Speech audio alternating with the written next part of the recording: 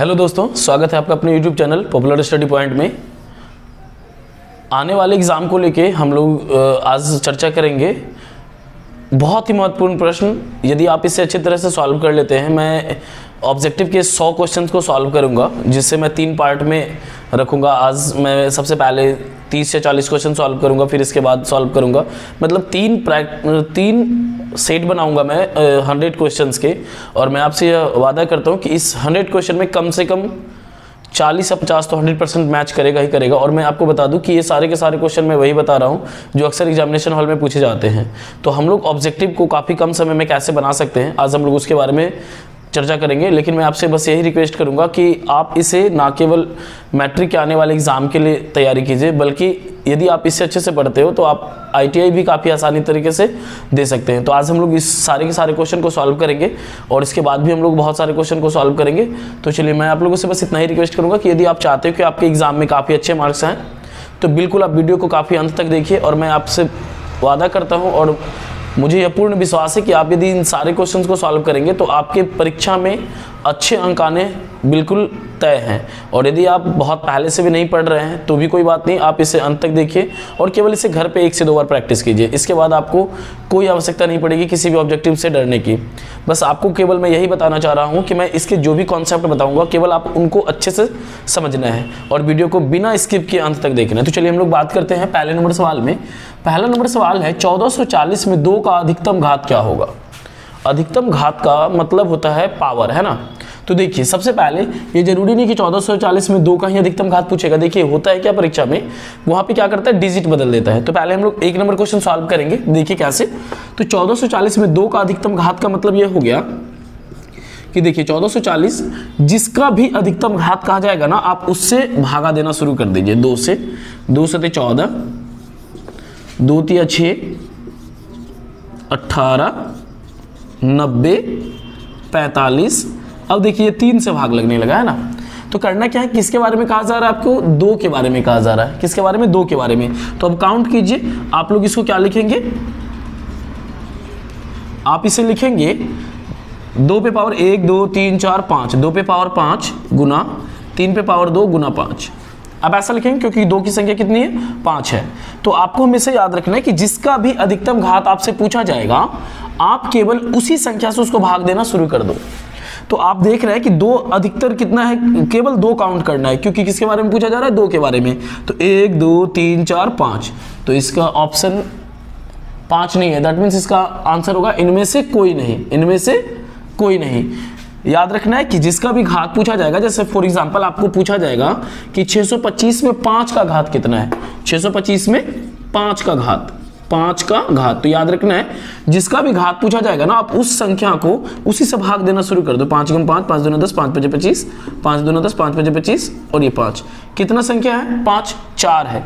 तो ये इसका क्या हो जाएगा, घात 5 पे पावर 4, यही घात कहलाता है। ये क्या कहलाता है, घात कहलाता है।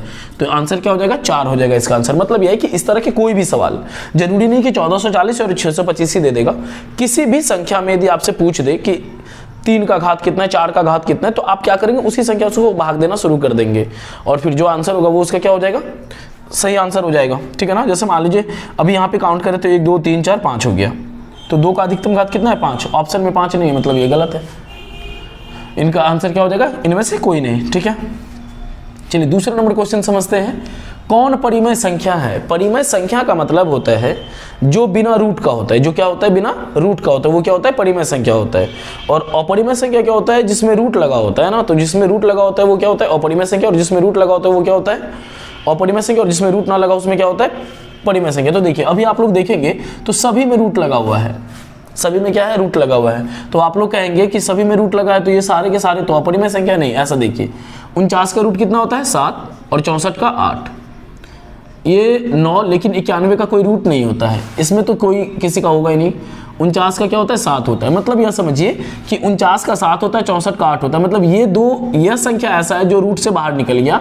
बाकी बात आप 81 का तो 9 लिख ले, लेकिन 91 का नहीं निकला। इसका मतलब आपका आंसर ये होगा। क्यों, क्योंकि आपसे पूछा जा रहा है कौन परिमेय संख्या है। तो इसमें हम लोग देख रहे हैं कि दोनों क्या हो गया, रूट से बाहर हो गया। तो इस तरह से आप क्या करेंगे, उसका आंसर निकाल पाएंगे काफी आसानी से। ठीक है, अब देखिए तीसरा नंबर सवाल, निम्नलिखित π/2 में क्या है। तो पाई बाय पाई हमेशा एक अपरिमेय संख्या, क्या है, पाई क्या है, अपरिमेय संख्या है। तो पाई के साथ कुछ भी लिखा जाएगा तो वो हमेशा क्या होगा, अपरिमेय होगा। पाई के साथ क्या होता है, पाई हमेशा क्या होता है, अपरिमेय संख्या होता है। तो पाई के साथ कुछ भी लिख दिया जाएगा तो वो हमेशा क्या होगा, अपरिमेय संख्या होगा। अब देखिए यह क्या होता है, इसका भी ऑप्शन यही है, परिमेय संख्या, अपरिमेय संख्या, परिमेय और अपरिमेय दोनों। मतलब यह है कि जो संख्या बार बार रिपीट होता जा रहा है, रिपीट होता जा रहा है, रिपीट होता जा रहा है, जो कभी कटता ही नहीं है वो हमेशा अपरिमेय होता है। क्या होता है, जो हमेशा आता ही रहेगा, आता ही रहेगा, जो कभी कटेगा ही नहीं, वो हमेशा क्या होता है, अपरिमेय संख्या होता है। तो इस संख्या में हम लोग देख रहे हैं डॉट डॉट डॉट का मतलब है कि ये आता ही जाएगा, आता ही जाएगा, आता ही जाएगा, ये कभी कटेगा ही नहीं। अभी जैसे यहाँ देखिए 1 2 है, फिर 1 1 2 है, फिर 1 1 3 है, फिर यहाँ पे 1 5 बार लिखाएगा, फिर 2 होगा। इस तरह से ये संख्या क्या होगा, बार बार रिपीट होता जाएगा। याद रखना है, जब कभी भी इस तरह का कोई भी सवाल आएगा जो डॉट डॉट डॉट डॉट दे दिया जाएगा तो वो हमेशा क्या होगा, अपरिमेय संख्या होगा। ये डॉट का मतलब है अपरिमेय संख्या, ठीक है। अगला सवाल देखिए, दो क्रमिक सम संख्याओं का HCF that means highest common factor, that means महत्तम समापवर्तक। तो दो क्रमिक का मतलब होता है लगातार, कोई भी दो क्रमिक आप सम संख्या ले लीजिए।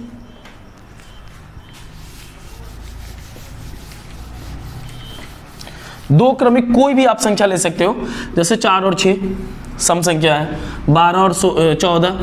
क्रमिक का मतलब 4 के बाद 6 ही होता है, 12 के बाद क्या होता है, 14 ही होता है। तो जब आप इसका HCF लेंगे तो वो हमेशा सम संख्या ही होगा। क्या होगा, सम संख्या। देखिए इसका HCF क्या हो जाएगा, 2 हो जाएगा। इसका भी HCF क्या हो जाएगा, 2। अब वो देखिए कैसे होगा, 4 से यदि आप 6 को डिवाइड करते हैं, 4 एकम 4, 2 बचा, फिर 2 से 4, 2 दूनी 4, क्या हो गया इसका HCF, 2 हो गया। फिर यहाँ पे देखिए आप 12 से भागा देंगे 14 को, 12 एकम 12, ये 2, फिर यहाँ 12, 2 छके 12। मतलब यह है कि कभी भी याद रखना इस बात को, कभी भी यदि लगातार 2 सम संख्या होगा, लगातार 2 सम संख्या, और यदि आपसे पूछा जाए कि उसका HCF क्या होगा, तो हमेशा याद रखना है उसका HCF हमेशा 2 होगा, ठीक है। अब आपको इससे भी मैं आसान तरीके बता देता हूं, सम संख्या का मतलब ही क्या होता है, 2 से भाग लग जाना। तो उसका आंसर हमेशा क्या हो जाएगा, 2 हो जाएगा, ठीक है। इसका फाइनली आंसर क्या हो जाएगा, 2 हो जाएगा। चलिए नेक्स्ट सवाल देखते हैं, 2 या 2 से अधिक अभाज्य संख्याओं का मौसा। 2 या 2 से अधिक अभाज्य संख्या, हम सभी ऐसे जनरली जानते हैं कि कोई भी अभाज्य संख्या का केवल 2 ही गुणज होता है, एक तो वो एक और एक वो स्वयं। तो आप कोई भी 2 अभाज्य संख्या ले लीजिए, मान लीजिए 3 ले लीजिए और 7 ले लीजिए। तो कभी भी कोई भी 2 आप अभाज्य संख्या ले लीजिए, कोई भी, ये जरूरी नहीं 3 के बाद 7 आएगा, 3 के या आप 7 और 11 ले लीजिए, 7 और 19 ले लीजिए। कोई भी 2 अभाज्य संख्या जब आप लेंगे और उसका HCF निकालेंगे तो उसका HCF सदैव 1 होता है हमेशा। कोई भी 2 अभाज्य संख्या ले लेंगे और यदि आपको उसका मान कहेगा निकालने के लिए तो उसका हमेशा HCF क्या होगा, 1 होगा। तो इसका आंसर आपका फाइनली हो गया 1। अगला सवाल है, वृत्ताकार पथ पर 3 धावक एक ही स्थान से दौड़ना प्रारंभ करते हैं। एक चक्कर लगाने में क्रमशः 1 घंटे, 3 घंटे तथा 5 घंटे का समय लगता है। तीनों को प्रस्थान बिंदु पर मिलने में कितना समय लगेगा? मैं आपको बता दूं कि ये क्वेश्चन बहुत ही इंपॉर्टेंट है और ये क्वेश्चन अक्सर नहीं, हर बार एक क्वेश्चन अवश्य पूछा जाता है। तो मैं आप लोग को बता दूं, कभी भी ऐसा कोई भी प्रश्न, ये जरूरी नहीं है कि ये दौड़ने वाला ही प्रश्न देगा। ऐसा भी देगा कि मंदिर में घंटियां 2 घंटे, 4 घंटे, 6 घंटे या 2 मिनट, 4 मिनट, 6 मिनट में लगते हैं। तो एक साथ तीनों घंटे कितने बजे बजना शुरू होगा? याद रखना, जब कभी भी ऐसा कोई भी प्रश्न होगा कि पुनः मिलने में लगा समय या लगातार या तीनों प्रस्थान बिंदु पर एक साथ कब मिलेगा, एक साथ कब बजेगा, एक साथ कब दौड़ेगा, जब कभी भी आपको ऐसा लगे कि एक साथ वाला कोई प्रश्न है तो आप बिना कुछ सोचे समझे उसका LCM ले लीजिए, आपका आंसर हो जाएगा। जैसे देखिए, जैसे एक क्वेश्चन आप लोगों ने क्लास 10th में पढ़ा होगा, रवि और सोनिया वाला, कि रवि को 12 मिनट लगता है, सोनिया को 16 मिनट लगता है, तो दोनों एक साथ कितने मिनट में मिलेंगे। ऐसे कोई भी प्रश्न कि दोनों एक साथ कितने मिनट में मिलेंगे, दोनों एक साथ कितने घंटे में बजेंगे, दोनों एक साथ कितने मिनट में पुनः दौड़ना प्रारंभ करेंगे, ऐसे कोई भी यदि आपके पास सवाल होगा तो आप बिना कुछ सोचे उसका क्या करेंगे, LCM निकाल लेंगे और आपका आंसर आ जाएगा। दूसरा भी मैं आपको एक तरीका बताता हूं, आप देखेंगे जब दिए गए संख्या में संख्या से बड़ा ऑप्शन आपको दिख जाए तो उस परिस्थिति में हमेशा आपको LCM ले लेना है। क्या ले लेना है? LCM ले लेना है। तो आप 1, 3 और 5 का LCM ले लीजिए। 1, 3 और 5 क्या हो जाएगा? 5 गुना 3 15, दैट मीन्स आपका आंसर क्या हो गया? 15 हो गया। बिल्कुल सिंपल था, इसको तो कुछ करना नहीं था। अब देखिए एक बहुत ही महत्वपूर्ण प्रश्न आप लोगों को मैं बताने जा रहा हूं। देखिए अभी तो मैं ऐसे ही फिलहाल कह रहा हूं कि जितने भी सवाल अभी आपके हैं वो सारे के सारे इंपॉर्टेंट क्वेश्चन हैं और इन सभी को आप सभी अच्छे से रिवाइज कर लेना है परीक्षा से पहले। तो देखिए अभी सवाल दिया जा रहा है 6x⁴y 12xy का महत्तम समापवर्तक क्या होगा। महत्तम समापवर्तक दैट मींस HCF का वैल्यू निकालना है कि HCF इसका क्या होगा। तो याद रखना HCF का मतलब यह होता है कि जो दोनों संख्या को कटा दे, जो दोनों संख्या को कटाते दे। देखिए क्या क्या संख्या दिया गया है सामने। तो यहाँ पे है 6x⁴y और है 12xy, ठीक है ना। अब देखिए हम देख रहे हैं कि दोनों संख्या को 6xy कटा दे रहा है। देखिए क्यों। अब आप केवल ये देखिए कि दोनों में क्या क्या मैच कर रहा है। x है, y है, तो ये तो आपका कॉमन हो गया। अब क्या करना, आप देख रहे हैं कि 6 से 6 भी कट जाएगा और 6 से 12 भी कट जाएगा। तो ये 6xy क्या हो जाएगा, इन दोनों संख्या को डिवाइड कर देगा। तो ये आपका क्या हो जाएगा, आंसर हो जाएगा। मतलब इसका आंसर हो जाएगा 6xy। देखिए ये क्यों नहीं होगा, क्योंकि ये x स्क्वायर को तो कटा देगा, लेकिन यहाँ x एक ही है तो ये नहीं होगा। ये क्यों नहीं होगा, क्योंकि इसमें y है ही नहीं, जबकि y दोनों में शामिल है। ये इसीलिए नहीं होगा क्योंकि दोनों में y शामिल है तो x भी तो शामिल है, लेकिन इसमें देखिए 6xy तीनों शामिल है, मतलब यह उसका आंसर हो गया। अगला सवाल देखिए 9 नंबर क्वेश्चन। 3x² - 12 के शून्य क्या है। शून्य का मतलब होता है x का मान निकालना। किसका मान निकालना, x का मान निकालना। तो देखिए 3x² - 12 बराबर 0। आपको मैं एकदम बिल्कुल आसान तरीका बताता हूं, करना क्या है मैं आपको वो बताता हूं। सिंपल है, जो भी संख्या पहले आप यहां पे देखना है कि ये प्लस है या माइनस है। पहले आपको यहां देखना है कि वो प्लस है या माइनस है। आप यहां देख रहे हो कि ये माइनस है, तो बराबर की साइड आएगा तो वो क्या हो जाएगा, सिंपली प्लस हो जाएगा। क्या हो जाएगा, प्लस हो जाएगा। अब आप इस 3 से 12 को डिवाइड कर सकते हो, या तो आप इसके बटे में लिख के कर दीजिए, लेकिन हम लोग क्या करते हैं डायरेक्ट इससे कटा दीजिए। 3 से कितने बार में, 4 बार में। अब जब x का वैल्यू लेंगे तो ये 4 हो गया, ये स्क्वायर हटेगा तो क्या होगा, रूट। 4 का रूट क्या होता है, 2। हमेशा याद रखना है किसी भी संख्या का जब हम लोग रूट निकालते हैं तो हमेशा वो प्लस माइनस में लिखा जाता है, मतलब एक बार प्लस में और एक बार माइनस में। तो देखिए एक संख्या प्लस में और एक संख्या माइनस में, ये आपका क्या हो गया, आंसर हो गया। हमेशा याद रखना है किसी भी संख्या का जब हम लोग रूट निकालेंगे तो उसे एक बार प्लस में लिखेंगे और एक बार माइनस में, तो ये हो गया +-2। सेम टाइप क्वेश्चन है 10 नंबर। देखिए x² - 3 शून्य ज्ञात करना है। शून्य या बहुपद जो भी है, शून्य ज्ञात करेंगे तो बराबर की इस साइड 0, x² बराबर ये माइनस इधर आके क्या हो जाएगा, प्लस हो जाएगा। जब x का वैल्यू लेंगे तो 3 पे क्या हो जाएगा, स्क्वायर हटता है तो रूट चढ़ता है। रूट चढ़े तो क्या होता है, आगे में प्लस माइनस लगाते हैं। बताए थे ना अभी जस्ट इससे पहले कि रूट जहां पे लगा रहेगा क्या रहेगा, प्लस माइनस। दैट मीन्स देखिए ये रूट में प्लस और माइनस, ये आंसर आपका क्या है, बिल्कुल सही है। इस तरह से आप लोग इन सभी क्वेश्चन को सॉल्व कर सकते हैं। अब चलिए हम लोग देखते हैं अगला सवाल 11 नंबर का। देखिए द्विघात समीकरण ax² + bx + c में b² - 4ac को क्या कहते हैं। तो सबसे पहले देखिए क्वेश्चन को अच्छे से 1 से 2 बार समझना है। देखिए कम से कम जब तक आप लोग क्वेश्चन अच्छे से नहीं पढ़ेंगे तो कंफ्यूजन लगा रहेगा, इसीलिए देखिए द्विघात समीकरण ax² + bx + c में b² - 4ac को कहते हैं। तो हम सभी b² - 4ac के फॉर्मूला को क्या कहते हैं, या तो विवेचक या तो फिर विविधकर। तो यहाँ पे देखिए ये शून्य नहीं होगा, ये तो ये ऑप्शन क्या होगा, विवेचक हो जाएगा, ठीक है। क्योंकि b² - 4ac का क्या नाम है, या तो उसको हम लोग विवेचक कहते हैं या फिर उसको विविधकर कहते हैं। तो वहाँ पे दूसरा नाम दिया हुआ विविधकर, तो वो उसका आंसर हो गया। ये देखिए 12 नंबर सवाल बहुत ही इंपॉर्टेंट क्वेश्चन है, इसको केवल अच्छे से समझना है। मैं इसके 1-2 एग्जांपल्स बताऊंगा। यहाँ पे लिखा हुआ है px² + qx + c बराबर 0। इस बातों को अच्छे से समझना है, बिल्कुल एकदम अच्छे से समझ लीजिए कि ये क्वेश्चन में क्या कहा जा रहा है। याद रखना है आपको इस सवाल में कहा जा रहा है, जब कभी भी इस तरह का कोई भी सवाल रहेगा, एक तो ऐसा दिया हुआ रहता है, दूसरा ऐसा दिया हुआ रहेगा। मैं आपको 3 तरह के सवाल इसमें बताऊंगा, अच्छे से केवल समझना है। और तीसरा ऐसा दिया हुआ रहेगा कि मान लीजिए 3x² + 5, ठीक है, अच्छे से समझना है। निकालना क्या है इसमें, आपको मूलों का योग निकालना है। क्या निकालना है, मूलों का योग। मूलों का योग, इसी को हम लोग कहते हैं शून्यकों का योग। क्या कहते हैं, शून्यकों का योग। या फिर इसी का तीसरा नाम होता है अल्फा प्लस बीटा, है ना। तीनों का मतलब एक ही होता है, या तो मूलों का योग, या तो शून्यकों का योग, या तो अल्फा प्लस बीटा।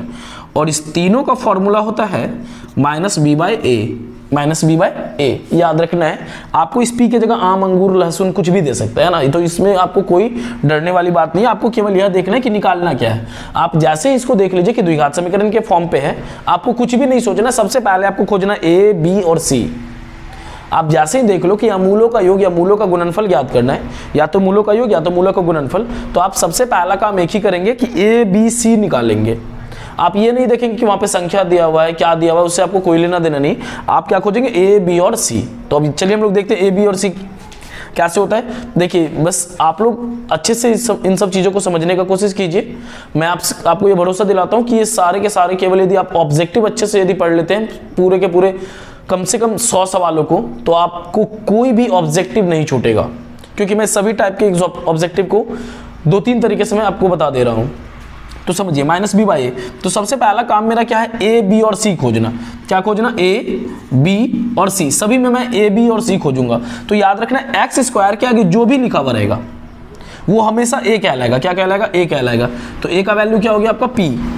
कुछ भी यहाँ पे कोई संख्या रहेगा, आम रहेगा, राम रहेगा, रहीम रहेगा, कुछ भी रहेगा, एक्स स्क्वायर के आगे जो भी रहेगा वो क्या कहलाएगा, ए कहलाएगा। एक्स के आगे जो भी रहेगा वो बी कहलाएगा। मैं आपको एक बात बता दूं कि याद रखना एक बात को कि कभी भी चिन्ह नहीं छोड़ना है। चिन्ह आपका सबसे मेन पॉइंट होता है किसी भी सवाल में। प्लस माइनस बहुत इंपॉर्टेंसी रखता है। यदि जिस भी आदमी का प्लस माइनस पे कमांड अच्छे से नहीं है तो वो सारे के सारे सवालों में गलती कर बैठते हैं। इसीलिए सबसे पहले आपको याद रखना है कि आप प्लस माइनस पे कमांड करेंगे, ठीक है। तो देखिए, तो बी का वैल्यू हो गया, सॉरी बी का वैल्यू पी नहीं होगा, क्यू होगा, क्योंकि एक्स के सामने क्या है, एक्स के सामने वाला हमेशा क्या कहलाता है, बी कहलाता है। देखिए एक्स स्क्वायर के सामने वाला ए, एक्स के सामने वाला बी, और जो लास्ट में बची है वो सी। तो संख्या यहाँ पे सी के जगह पे यहाँ पे कोई अक्षर जैसे इसमें देखिए 4 है, लेकिन यहाँ पे सी के जगह पे सी है तो सी हो गया। आपको निकालना था क्या, मूलों का योग, मतलब माइनस बी बाई ए। तो ये आप माइनस लगा दीजिए। बी का वैल्यू यहाँ देखिए क्या लिखा हुआ, क्यू है लिखा हुआ। ए का वैल्यू क्या है, पी है। तो देखिए ये ऑप्शन किस में दिख रहा है, माइनस क्यू बटे पी। कहीं है क्या, माइनस क्यू बटे पी। ये देखिए ऑप्शन नंबर डी आपका सही हो गया, ठीक है ना।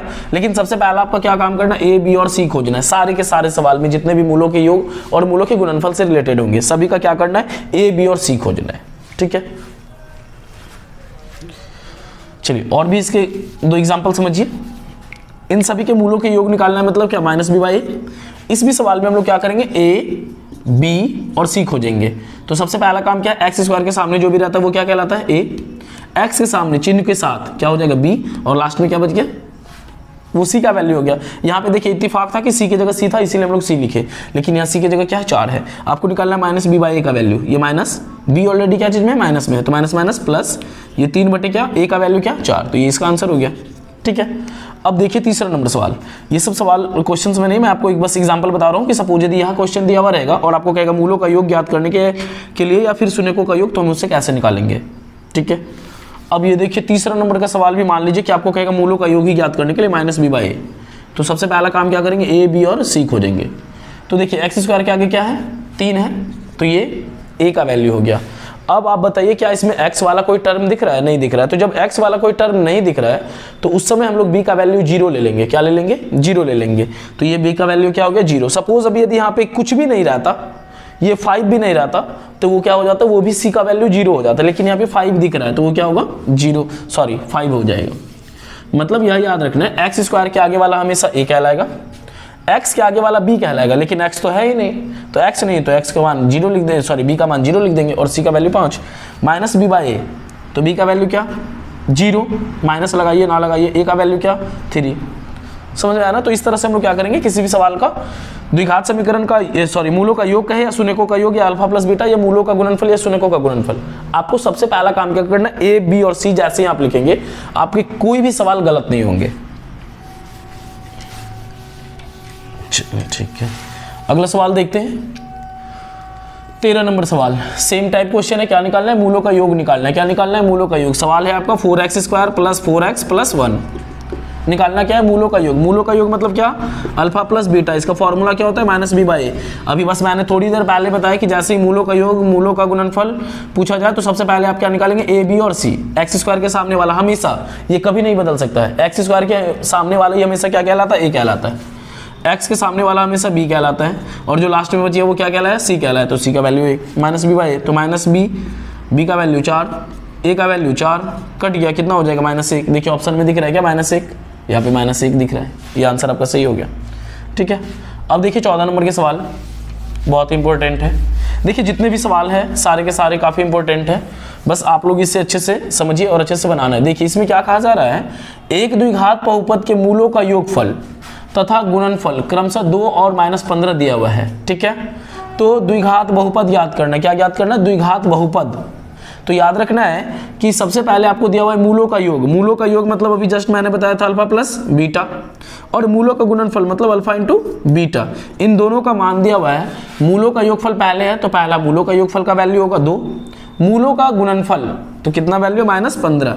निकालना है कि आपको निकालना है द्विघात बहुपद। तो हम सभी जानते हैं कि द्विघात बहुपद के फॉर्मूला होता है, द्विघात बहुपद निकालने का formula x² minus alpha plus beta into x plus alpha into beta. लेकिन आपको ये फॉर्मूला याद नहीं रखना है, ठीक है ना। आप केवल यदि इससे अच्छे से एक बार सिर्फ समझते हैं तो आप इतना टाइम नहीं लगाएंगे फॉर्मूला लिखने में। सबसे पहले तो x² देख रहे हैं, सभी में है। फिर अल्फा प्लस बीटा का वैल्यू क्या है? 2 है, मतलब यहाँ पे -2x होना चाहिए। क्या होना चाहिए? -2x। तो देखिए ये +2x है, ये ऑप्शन गलत है, ये गलत है। यहाँ पे क्या दिख रहा है? -2x। ये ऑप्शन बिल्कुल सही है। अब देखिए इसको बैठा के देख लीजिए, यदि आपको ना भी सोचा। x² माइनस इसका वैल्यू क्या है? 2 है, ये x हो गया, प्लस और माइनस और ये 15 बराबर क्या? 0। इस तरह से आपका ये आंसर क्या हो गया? बिल्कुल सही हो गया। ठीक है, आप ऐसे भी देखिए थोड़े थोड़े से कॉन्सेप्ट यदि आप लगाएंगे, यदि आपको फॉर्मूला याद है थोड़ा भी, तो आप सबसे पहले तो जानते हैं कि x² होगा। यहाँ माइनस होता है तो यहाँ माइनस होना है, क्यों? क्योंकि यहाँ पे प्लस है तो प्लस माइनस होता है। ये x आ गया, माइनस हो गया, प्लस है, और यहाँ पे माइनस है, प्लस -15 = 0। मतलब ऑप्शन नंबर ये सही हो गया। अगला सवाल देखिए, 15 नंबर के सवाल। मैं आशा करता हूँ कि आप लोग पढ़ाई की अच्छे से तैयारी कर रहे होंगे आने वाले एग्जाम की। 15 नंबर के सवाल देखिए। 15 नंबर के सवाल है, यदि अल्फा बीटा द्विघात बहुपद इतने के मूल हो तो 1/अल्फा प्लस 1/बीटा का मान क्या होगा, है ना। तो सबसे पहले देखिए हम लोग लिख लेते हैं द्विघात समीकरण का वैल्यू, और आपको वैल्यू निकालना है 1/अल्फा प्लस 1/बीटा का। ठीक है, तो सबसे पहले जैसे ही आप लोग अल्फा और बीटा देख लेंगे तो सबसे पहले आपको निकालना है ए, बी और सी का वैल्यू। x² के सामने जो भी रहता है वो किसका वैल्यू होता है? a का वैल्यू होता है। तो x² के सामने कोई भी मान नहीं है, तो जब नहीं रहता तो वहाँ पे क्या हो जाता है? 1 हो जाता है। x² के सामने क्या है? 2 है, तो ये b का वैल्यू, और ये लास्ट में क्या बच गया? c का वैल्यू। अब जब हम इसका एलसीएम लेंगे तो ये हो जाएगा अल्फा इंटू बीटा, और बीटा को 1 से मल्टीप्लाई करेंगे बीटा, और अल्फा को 1 से मल्टीप्लाई करेंगे अल्फा। दैट मीन्स आप इसको क्या सकते हो? Alpha plus beta. तो अल्फा प्लस बीटा का फॉर्मूला होता है -b/a, और अल्फा इंटू बीटा का फॉर्मूला होता है c/a। तो ये और ये कट गया, क्या बच गया? -b/c। फाइनली आपको बचा -b/c।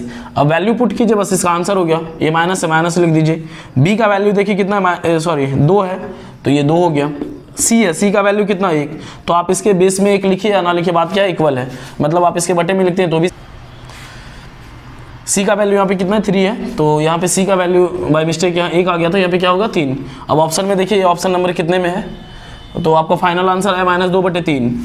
ये 3/2 ये गलत है, -2/3 ये आपका ऑप्शन बिल्कुल सही है। ये सारे के सारे ऑप्शन गलत है। नेक्स्ट सवाल देखते हैं। द्विघात बहुपद के शून्यकों की संख्या कितनी होती है? द्विघात बहुपद के शून्यकों की संख्या का मतलब ये हो गया x² प्लस 2x प्लस 3। जब आप इसका वैल्यू निकालेंगे, दैट मीन्स x का मान निकालेंगे, तो इसमें हमेशा 2 ही आंसर आता है। कितने आंसर आते हैं? जैसे मान लीजिए यदि आप x का वैल्यू निकालते हैं कोई भी, तो 3 या -5 ऐसा कुछ भी आता है। मतलब हमेशा, ऑलवेज, जब कभी भी हम लोग द्विघात समीकरण को सॉल्व करेंगे तो 2 के अलावे और कोई तीसरा आंसर कभी आ ही नहीं सकता। ये कभी असंभव है। हमेशा कितना आता है? 2 में आता है, या तो दोनों प्लस में आ जाए या दोनों माइनस में आ जाए, 1 प्लस 1 माइनस में आए। किसी भी परिस्थिति में हमेशा कितने उसके आंसर आएंगे? 2 ही उसके आंसर आते हैं। मतलब दैट मीन्स इसका आंसर सी हो गया, है ना। चलिए अब लास्ट सवाल 17 नंबर का देखते हैं, उसके बाद और हम लोग 3 सवाल सॉल्व करेंगे, फिर पार्ट 2, मतलब दैट मीन्स इसका दूसरा वीडियो अपलोड करेंगे। देखिए यहाँ पे सवाल है a² p² x² minus q² = 0 के मूल होंगे। मूल का मतलब होता है x का वैल्यू निकालना। किसका वैल्यू निकालना? x का वैल्यू। जब कभी भी आपको दिया हुआ रहेगा मूल या फिर शून्यक, तो इसका मतलब है कि आपको x का वैल्यू निकालना है। इसका मतलब है कि x² वाले टर्म को एक साथ रहने दीजिए, बाकी बात जो भी संख्या है पहले उसको बराबर की उस साइड ले जाइए। तो आप a² p² और x², ये माइनस से बराबर की साइड आएगा, क्या होगा? q², क्योंकि ये माइनस इधर आके क्या होगा? प्लस होगा। आपको निकालना है x का वैल्यू। अब आप इस x को छोड़ दीजिए, बाकी बात इन सभी को बराबर की उस साइड लेके जाइए। तो q² ये कहाँ जाएगा? नीचे आ जाएगा a² और p²। जब आप x का वैल्यू रखेंगे तो ये स्क्वायर हट के इधर क्या चढ़ जाएगा? रूट चढ़ जाएगा। ये स्क्वायर और ये स्क्वायर इस रूट को कैंसिल कर देगा। फाइनली बचेगा q/AP, जो कि आपका ऑप्शन है डी नंबर। इसके सामने प्लस माइनस क्यों है? क्योंकि हमने आप लोगों को इससे पहले 4 या 5 नंबर सवाल में बताया था कि जो भी संख्या या जो भी सवाल रूट वाले में होता है उसके सामने प्लस माइनस ऑटोमेटिक लगा होता है, इसीलिए यहाँ पे क्या लगा हुआ है, प्लस माइनस लगा हुआ है। चलिए हम लोग देखते हैं 18, 19 और 20 नंबर का सवाल। अगला सवाल देखिए, 18 नंबर का सवाल बहुत ही इंपॉर्टेंट है। इस बात को समझना है कि 18 नंबर के जो सवाल है मैट्रिक, ITI से लेके सारे जितने भी कम्पिटिटिव लेवल के एग्जाम होते हैं जैसे बैंक, SSC, रेलवे, इन सभी में ये अक्सर क्वेश्चन पूछ दिए जाते हैं। तो हम आप लोगों को 18 नंबर का क्वेश्चन बिल्कुल आसान तरीके से बताते हैं। देखिए करना क्या है, संख्या क्या है, जो भी संख्या लिखा हुआ रहेगा, 6 रहे, 12 रहे, जो भी रहे, आप उसका ऐसा एक पेयर बनाओ, ऐसा एक जोड़ा बनाओ जिसका हमेशा बीच का, जब कभी भी हम लोग उसका HCF निकालेंगे तो उसका HCF हमेशा 1 होना चाहिए। फॉर एग्जाम्पल जब हम लोग 6 का करेंगे पेयर, तो 6 का पेयर आप लोग क्या करेंगे, 3 और 2, दैट मीन्स 3 और 2 को गुना करेंगे तो क्या हो जाएगा, 6 हो जाएगा। और जब आप इन दोनों का HCF निकालेंगे तो इसका HCF हमेशा 1 होगा, है ना। जैसे फॉर एग्जांपल यदि आपको ऐसा दिया हुआ रहता 12 प्लस 12 प्लस, ऐसा जो भी रहे, ऐसा इससे कोई मायने नहीं रखता है। आप जब इसका खंड करेंगे, दैट मीन्स जब आप इसका LCM निकालेंगे तो 4 गुना 3 होगा। 4 गुना 3 कितना होता है, 12 होता है। अब जब इन दोनों का आप HCF भी निकालेंगे तो क्या होगा, 1 होगा। तो हमेशा याद रखना इस परिस्थिति में जो बड़ा अंक होता है वही उसका क्या हो जाएगा, आंसर हो जाएगा। तो इस 6 में बड़ा अंक कौन सा है, 3 है, तो ये इसका आंसर क्या हो जाएगा, 3 हो जाएगा। लेकिन एक सिचुएशन और भी इसमें समझ लीजिए, सपोज यदि यहाँ पे प्लस की जगह यदि माइनस होगा, कुछ भी नहीं करना, सिचुएशन सेम होगा जो आप अभी यहाँ पे देख रहे हो। केवल करना क्या है, जहाँ पे प्लस रहता है तो बड़ा अंक होता है, उसी तरह जहाँ पे माइनस होगा वहाँ पे क्या होगा, छोटा अंक होगा। तो जैसे देखिए इस 6 में सपोज यदि यहाँ पे प्लस की जगह क्या कर देता, माइनस कर देता, तो अभी यहाँ पे 3 की जगह आंसर क्या हो जाता, 2 हो जाता। लेकिन यहाँ पे क्या था, दिया हुआ प्लस था, इसीलिए इसका आंसर क्या हो गया, 3 हो गया। यदि यहाँ माइनस होता तो इसका आंसर क्या हो जाता, 2 हो जाता। ठीक है ना। अगला सवाल देखिए 19 नंबर सवाल। 19 नंबर सवाल है AP minus 1.2 comma minus 3.2 minus 5.2 minus इतना जो भी है। देखिए AP में ऑलवेज हमेशा याद रखना है कि केवल 3 ही चीज इंपॉर्टेंसी रखता है।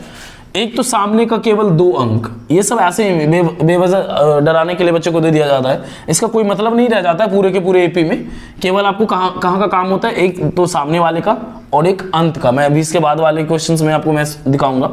तो याद रखना कि जो भी सवाल, जैसे सपोज लिखा हुआ है AP माइनस 1.2 कॉमा माइनस 3.2, ये जो भी है इसका कोई मतलब नहीं रह जाता पूरे के पूरे AP के सवाल में। तो जो सामने में रहता है ना वो हमेशा प्रथम पद कहलाता है। क्या कहलाता है, प्रथम पद। दैट मीन्स जिसको हम लोग शॉर्टकट में A कहते हैं। अब सार्वंतर आपसे पूछा जा रहा है, क्या पूछा जा रहा है, सार्वंतर। सार्वंतर कुछ नहीं करना होता है, जो पहले लिखा हुआ है आप उसको लिख दीजिए माइनस 3.2, जो आगे लिखा हुआ है आप उसको भी लिख दीजिए माइनस 1.2। पीछे से आगे को घटाते हैं, पीछे से आगे को क्या करते हैं, घटाते हैं। तो 2 माइनस तो एक जगह रहेगा नहीं, तो माइनस माइनस क्या हो जाएगा, प्लस हो जाएगा। तो 3.2 में 1.2 घटेगा तो फाइनली कितना हो जाएगा, -2। ऑप्शन में देखिए -2 दिख रहा है, नहीं है, दैट मीन्स ये ऑप्शन गलत है। ये इसका ऑप्शन क्या हो जाएगा, -2 हो जाएगा। पीछे से क्या करना है, आगे को घटाना है, तो इस तरह से क्या हो जाएगा आपका आंसर, -2 हो जाएगा। चलिए 20वां नंबर सवाल हम लोग देखते हैं, और ये अंतिम सवाल है क्योंकि वीडियो काफ़ी लंबा हो चुका है और मैं इसी तरह के और भी 2 वीडियोस अपलोड करूंगा बहुत जल्द, टाइप 1, टाइप 2, टाइप 3 के नाम से। तो ये पहला टाइप 1 होगा, उसके बाद टाइप 2 और टाइप 3 अपलोड करूंगा। ठीक है, तो आप लोग केवल पहले इससे अच्छे से समझिए। 20 नंबर सवाल देखिए। जस्ट मैंने आपको इस सवाल में मैंने बताया था कि सामने के कितने केवल यूजफुल होते हैं, 2। तो दैट मीन्स आपको ये और ये लेना है, इसका कोई मतलब नहीं है। इसके बाद भी यदि कुछ रहेगा तो उसका कोई मतलब नहीं है। सामने का केवल 2 लेना है और ये जहां भी लिखा हुआ रहेगा वहां पद, उसका वैल्यू लेना है। तो याद रखना 10वां पद कहेगा तो आप सीधा उसका A + 9D, मतलब जितने भी पद होंगे उसमें 1 माइनस कर लेने हैं। क्या करना है, 10वां पद होगा तो A + 9D, 11वां पद होगा तो A + 10D, 100वां पद होगा तो A + 99D, मतलब कुछ भी होगा A प्लस जितना वहां पद होगा उसमें 1 माइनस कर लेना है। तो 10वां पद था तो A + 9D। अब आपको काम किस किस चीज का है, A का है और D का है। तो हम सभी जानते हैं कि सामने वाला क्या कहलाता है, A कहलाता है। तो ये हो गया 2, प्लस है प्लस ले लीजिए, 9 है 9 ले लीजिए। ये दोनों के बीच प्लस माइनस नहीं, मतलब हमेशा गुना होता है। D मतलब क्या, पीछे से आगे। 7 - 2 कितना हो जाता है, 5। तो अब D का वैल्यू क्या लिख लिए, 5। हम सभी अभी थोड़ी देर पहले मैंने बताया था कि पीछे से आगे को घटाना है। पीछे 7 था, आगे 2 था, घटा दिए कितना हो गया, 5 हो गया। तो D का वैल्यू कितना, 5। तो 9 × 5 45 + 2 कितना हो गया, 47। इस तरह से आपका आंसर A नंबर सही हो गया। आशा करते हैं कि आप लोगों को यह वीडियो अवश्य समझ में आया होगा, और मैं बस केवल इतना ही रिक्वेस्ट करूंगा कि आप इन सभी वीडियोस को कम से कम एक बार घर पे रिवीजन अवश्य करें। यदि आपको वीडियो अच्छा लगा हो तो प्लीज़ इसे अपने दोस्तों में शेयर करें ताकि उनके भी एग्जामिनेशन की तैयारी अच्छे हो सके। धन्यवाद।